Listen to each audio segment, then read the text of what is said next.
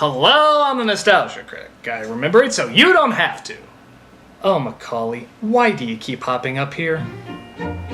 I'm sure you're a nice guy. Hell, you were probably a nice kid. But man, did you pick some dumb movies! And we're here to look at another stinker with Richie Rich. Culkin seemed like the perfect kid at the time to show us a subject matter I'm sure would have gone over really well today: how the 1% live. Brought to you by the ingenious visionary director of How to Lose a Guy in 10 Days, Richie Rich brings to the big screen a story nobody demanded to see from an actor clearly going through puberty based on a comic strip that younger kids have never heard of. With those credentials, how could you not greenlight this? Well, time is money, so let's start spending. This is Richie Rich. So back in the 90s, when we still had an economy, a young boy is born to a millionaire named Richard Rich. The boy's name? Richie Rich. You know, you ever wonder if either the father or son would have a different life if their parents named them Poor E Broke? Hey, that's my legally born name! We see them go through the typical rich kid jokes like playing catch while doing business meetings, genetically altering a dog's body to have money signs on it, creepy, even building a giant mounted portrait to themselves. Oh, people of today's current financial status would just love this film. But his life isn't all just fun and games. There's also the importance of keeping up the illusion that his life is not all fun and games. Like having him do a ribbon cutting at a tool factory. Fitting, as many would consider this character to be a united tool. On behalf of my dad, thanks for the wrenches. I know my dad loves socket wrenches. I know I love socket wrenches. And if my mom knew what a socket wrench was, I'm sure she'd love it too. So as you may have noticed by this point in his life, Culkin is sounding less like the kid from Home Alone and more like the sped-up audio of Sylvester Stallone. I'd like to stay, but I gotta go do my homework. It's been real. Yo, Adrian, come on, let's go ice skate. He also has a loyal butler named Cadbury. And no, he doesn't talk like this. But he does manage to keep a close eye on little Richie. This area is not secure, sir. Don't touch him. It's my job to protect him. Very well, Mr. Ferguson. But grab him like that again, and you will need protection. We British are known for our strength and athletic abilities. Poor kid. Poor kid? What are you talking about? He's the richest kid in the world. You don't have children, do you, Dave? My wife can't conceive. Thanks for that salt in the wound. It was then that Richie realized there was something missing in his life.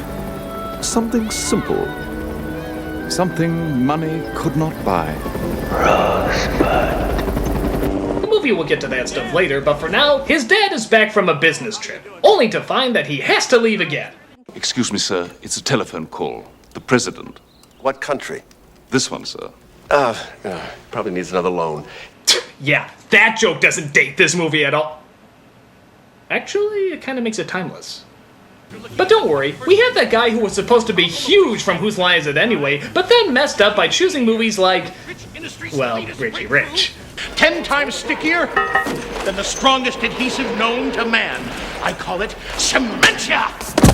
His job is to sort of be the Q of the movie, making all sorts of gadgets and weapons that I'm sure will not make an appearance in the film's climax. 100 bees working overtime couldn't pollinate like this, baby. Behold, Robo-Bee. Yes, you never know when the world might need a Robo-Bee in their lives. The possibilities are just so limiting. Actually, doesn't that sort of look like the bee from Simon Says? In fact, don't the inventors of those things look suspiciously similar too? My god. Could it be there's some sort of conspiring connection between Simon Says and Richie Rich? Who gives a shit? We then meet the villain of our movie. How do we know he's the villain? Because he's played by John Larroquette. And let's face it, if John Larroquette ever played the good guy in something, your movie would just die faster. Your donations are costing the corporation over $1 billion a year, and I think it's just time we asked ourselves, what are we getting for it? He's their advisor and doesn't like how charitable their donations are and how wasteful their inventions may seem. We have glasses to help us see better and hearing aids to help us hear better. Why shouldn't we have something to help us smell better? This thing's way out of whack. Can I be excused? Thank you. Hey, yo, I'm like a mini Tony Danza here. If I may, might I suggest that you consider beefing up the security system? Oh, I don't think that'll be necessary, Lawrence. I mean, after all of our Real valuables are locked in the rich family vault. Vault. So he makes the incredible discovery that the rich family is rich, and that taking control of their vault might make him even richer. Though to be fair, it looks like he's pretty rich already. He just fired a limo driver for parking too close to a puddle of water. How much more money do you need? No, I just want enough to buy a spaceship, go to the edge of the universe, travel through the outer rim, have an existential journey of self, and become the next evolution of mankind, therefore being in control of all the universe. But I bet you call me selfish for wanting that. Dad, link on.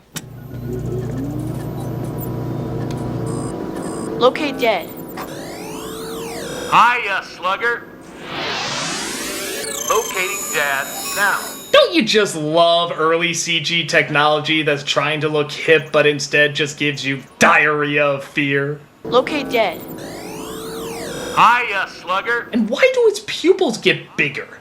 It's like he's looking to suck out my soul. Hiya, slugger.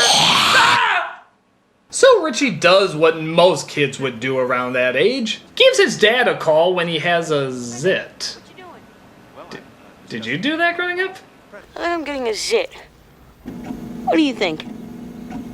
Could we talk about this later? Oh, sure, Dad. I'm sorry. I'll see you tonight. Bye. See ya. See, this is one of the problems with the movie. The Richie character is so bland that we don't really know what to make of a scene like this. Is it funny because he's talking to him at such a delicate time, or because he's bringing it up to him at all?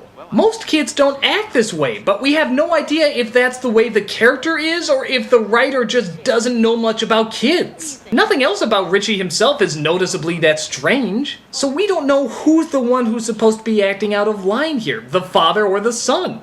It's like the Animaniacs joke. Knock, knock. Who's there?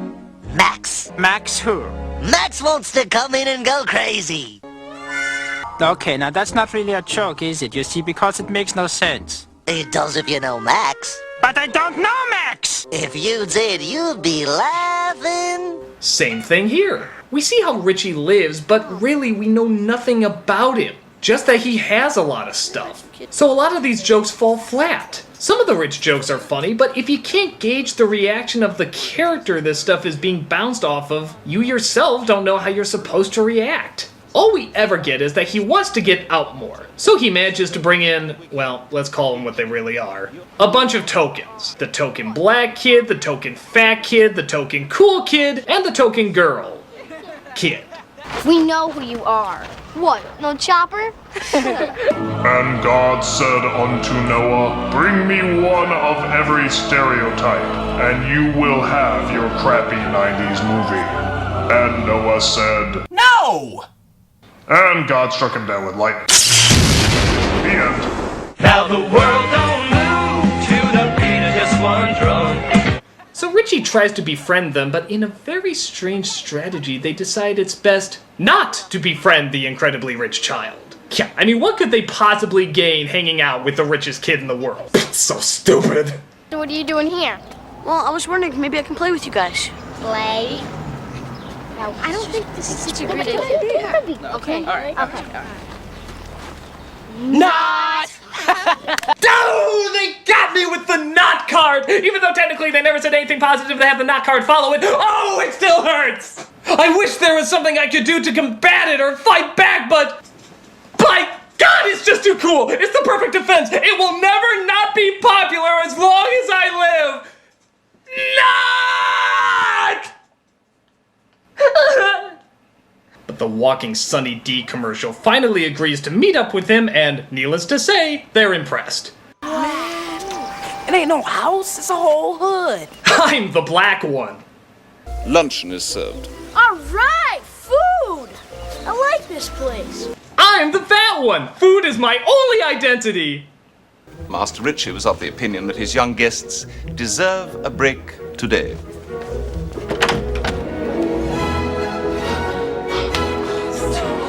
I believe that's bad screenwriting for insert your plug here. No, goddammit!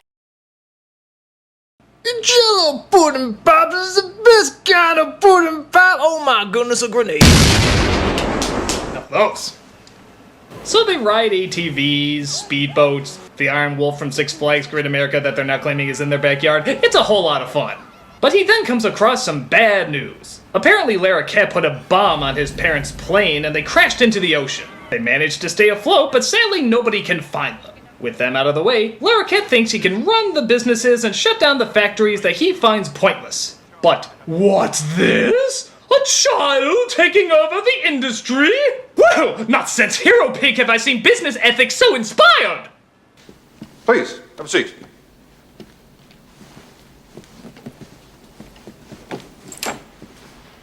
Okay, I'm not gonna lie, that was pretty badass. How much stock do I own? 51% of the voting stock. Yes, but you are not of legal age to exercise your voting right. I stand in loco parentis and guardian ad litem to Master Richie. And accordingly, I give him full proxy power and authority. Like a motherfucking boss, sir. So Richie is now running things, and, like always, he does a good job of it. You know, wouldn't it be more awesome in one of these movies if the hero just crashes and burns the company? Billy Bean has tried to reinvent a system that's been working for years. Hey, Daddy, do you think you'll lose your job? You're discounting what scouts have done for 150 years? What the hell am I doing? Just not working out.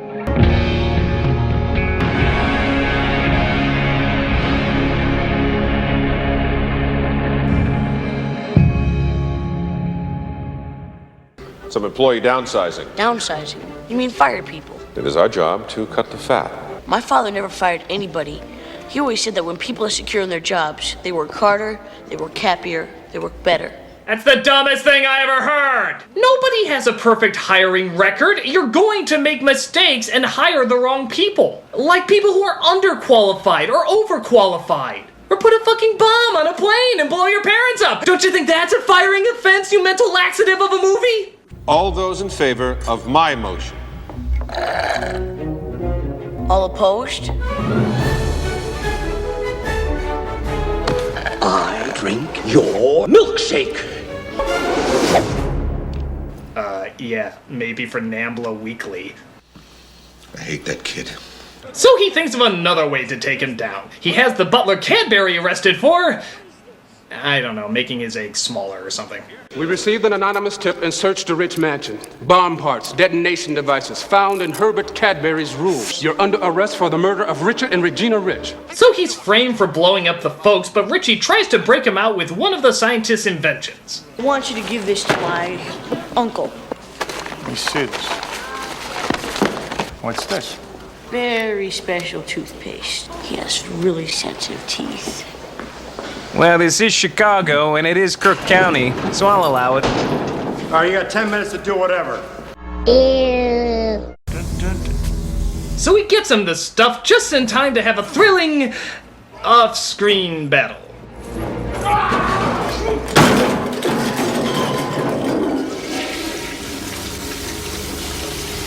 Huh, that saved us a lot of money. So he breaks out and they put together that Larroquette is behind everything. But Larroquette also finds out that the vault he wants to get into is voice activated by the parents. And guess who they just found? Oh my god, they're alive.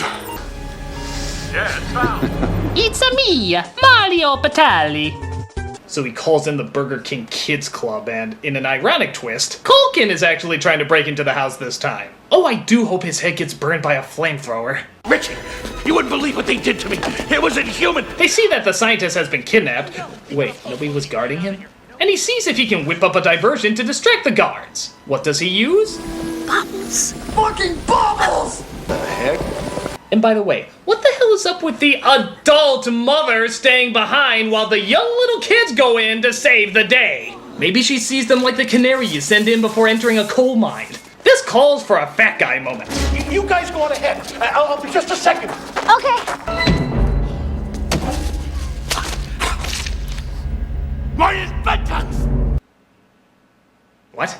Maya's bedtime! Mayan vengeance? Maya's bedtime! Mighty pensions? Maya's bedtime! Ma's infections? Maya's bedtime! Marty's steakhouse? Maya's bedtime! Shoo! But it turns out Larroquette found the parents and forces them to open the vault with their voice-activated combination. Singing our song, Side by side. Code accepted. Thank you, Beavis and Butthead. Hey, I don't get that. Meanwhile, the rest of the kids fight off the bad guys with those wacky inventions. Or, how do you say it again? My inventions! Yeah, those. As we discover that the vault is not filled with riches, but more precious memories. And to the film's credit, they do turn out 2 funny lines in a row here. What are the gold bars? The diamonds, the negotiable bearer bonds, the money. Where is the money? In banks. Where else? And the stock market. Shoot them. Shoot them now, please. What's the matter, Mr. Van Doe? Can't do it yourself? On this occasion, I think I'll make an exception. Cool. Aim for the head! How come nobody kids films ever aim for the head? So they escape out of the vault and have a thrilling climax on Mount Douchemore. All right, Come on, Richie! Come on!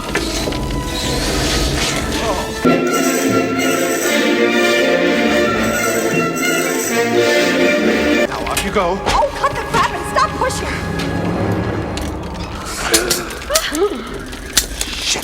Yeah, there's your PG rating, folks. Aren't you glad all you parents in the audience had to be dragged to this flick just for that?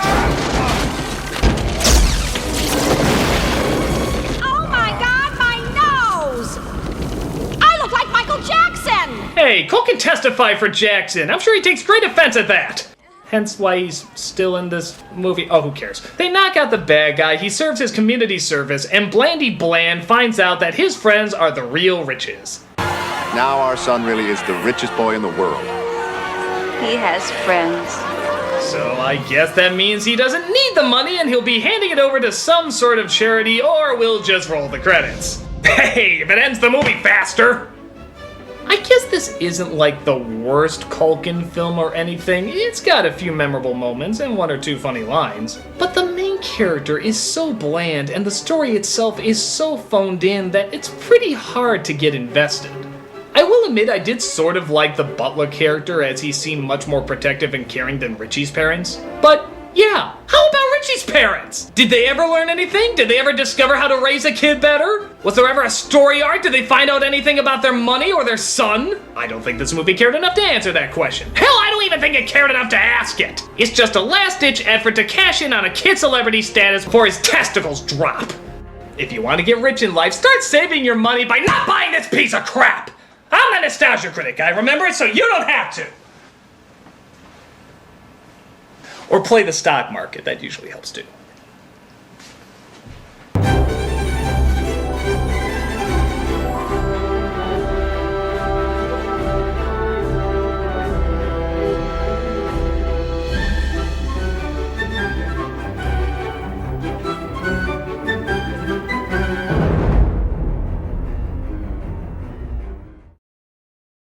My inventions!